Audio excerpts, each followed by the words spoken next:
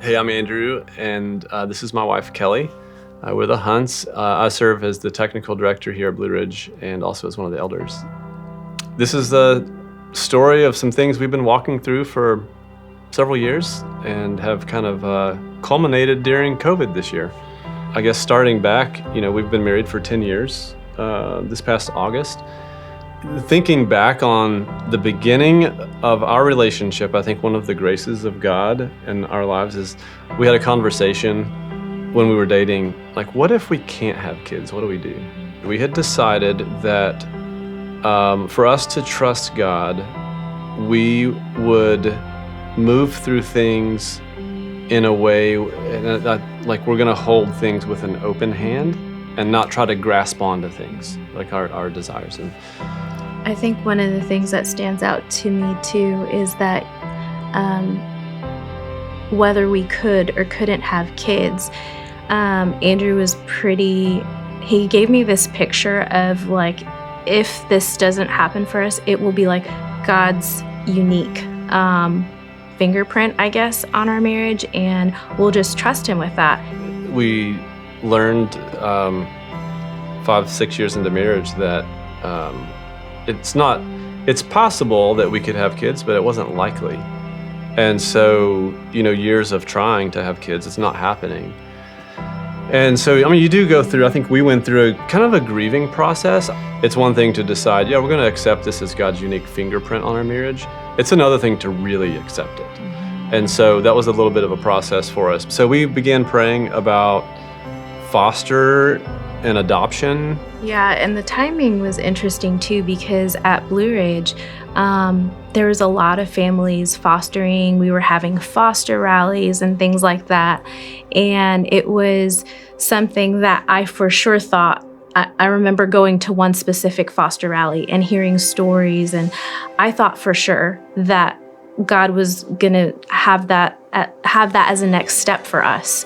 We both prayed about it, and then for probably a week or two, and then we came back together, and we both just had this sense that this just isn't what God has for us, right. Which didn't make any sense because all of our friends were doing it. Yep. And we definitely had. We had the time. We had the time. We had a home. We had the space. We had all these things lined up, but it just wasn't his timing. So since Kelly is from Peru, the Spanish word for uncle is tío, and tia is auntie. So we became like tío and tia to a whole bunch of kids and friends and families and their foster kids. That was one very practical way for us that we can, help orphans and widows. So we kind of poured ourselves into, what we knew that God was leading us into. Mm-hmm. There were a couple opportunities along the way to adopt, and both of them fell through. So, each step along the way seemed to be confirming for us that this just isn't what God has had for us. I would joke and say, if God wants a child in our home, he's going to bring a child to our doorstep. Like that's just what he's going to do, was my perspective. And so,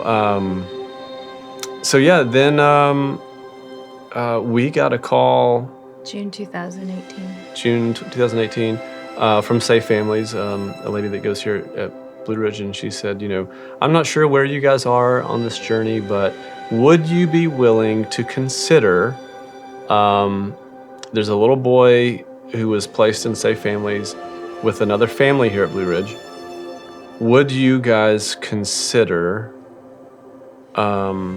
being a home for him? And if you say yes, then that would, depending on how things go, you may move towards adoption. As we prayed about it, our approach became, we'll say yes to the next step. It wasn't at that point so much about the baby. It was about, okay, God, we don't know how you're going to use this. We don't know the outcome. We're just going to say yes to you and just take it one step at a time. So a couple months go by, and we got another phone call from Safe Families, and she says that, okay, now DSS is involved. If you want to continue, then you guys have to become certified as foster parents. And so again, we prayed about it and said, We have no reason not to. So we'll say yes to the next step, whatever the next step is. And if that means that, say, Families or DSS places him with one of these other two families, we will become their biggest fans. We know how to be Tio and Tia. We'll be that for them. Like, we'll help them along the way, like whatever that's going to look like. We're not, again, we're just walking along like this, and we're not going to grasp for things. We're not going to try to make things happen, and just say, Lord, whatever your will is here, we'll accept it from you. So he was placed with one of the families here at Blue Ridge. They brought us in and they said, up until this point, we didn't feel like adoption was on the table, but now we're seriously praying through it. The wife just wanted to be honest about where she was. I think because of how we were approaching it, it totally freed us up to say, awesome. Like, we're if that's where you think God is leading this thing, we're behind it. We're supporting you on that. And of course, through our foster care training, everything that you learn about attachment and things like that, they were the answer that made the most sense. October 19th, that morning we went to breakfast with a friend, and we were just talking. We were talking about, okay, well, at least now we have some sense of idea about where this thing's going. And Kelly and her friend went for a hike up to Peaks of Otter. And so literally while they're gone, I got a call about 11:30, and it was a caseworker from DSS who says, hey, I need to know if you and Kelly would be willing to take this little boy into your home. And here's all of the things that you need to know about. And if so, I'll be bringing him today. And so I wrote everything down and called Kelly. Somehow she got cell reception and told her, so she was up there with her friend, and so that was our third yes. So 5 hours later, he shows up on our doorstep in a little carrier. He was asleep. It was obviously shocking for us. We had no baby stuff, nothing. We had to scramble to get a little pack and play and the things that we needed. The family that was caring for him, this was as much of a shock to them. And one of the cool parts, I think, in how God orchestrated the whole thing is that we had a connection to them through Blue Ridge. And so the next day, we were able to go back over to their house and spend, the better part, I think, of that Saturday just there hanging out. And it was helpful to us. What do we need to know? Because you've cared for this little guy. And so, man, that was... It was a shock for everybody. We went from having, this really quiet house, everything's neat and organized, and within 24 hours, it was like baby stuff everywhere.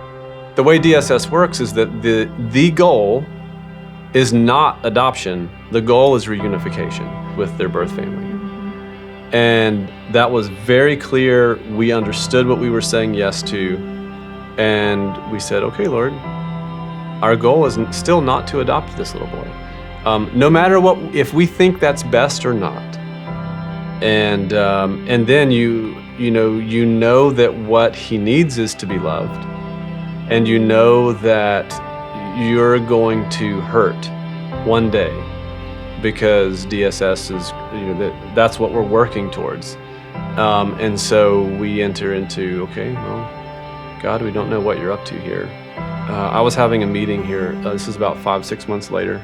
And I'm getting ready to walk into staff prayer. And so my phone rings and I see it's DSS. And so I pick it up, and the DSS workers, was basically letting me know that the birth mom showed up again, and she was pregnant, and she had the baby. And, oh, by the way, would you guys consider taking on the sibling, the little sister? And so I interrupt Andrew's meeting. I'm just like, I'm so sorry, but I need to talk to you. And we just stopped. We prayed around the building, went for a walk, and we couldn't say It was no. there was no way we could say no. It was, God had already clearly led us into this. Whatever this was, we still didn't know. We started going to NICU to visit her every day and brought her home. That was a challenging first 4 months. When we said yes to little sister and brought her into our home, the parents were back in the picture. And at that point in time, they wanted to, get clean. They wanted to pursue all the steps necessary to get their babies back. And so it really brought to light this idea of loving without holding anything back. Because the kids still need to be loved. They need that healthy attachment. And it was scary to risk your heart like that every day. And so God just started working on me to remind me that, don't worry about the future. Don't worry about tomorrow. But for today, this is what I've called you to do, is to love on these babies. And so just trust me with today. To fast forward into this year, we have continued to just learn how to be parents, learn how to be foster parents. The end of the story is that we adopted both kids on the same day this past September. So, for 2020, that's the silver lining for us. And so it's kind of like rewriting history. It's rewriting their identity. It's giving us a new identity. Mm-hmm. And now, for the first time, we can share the story.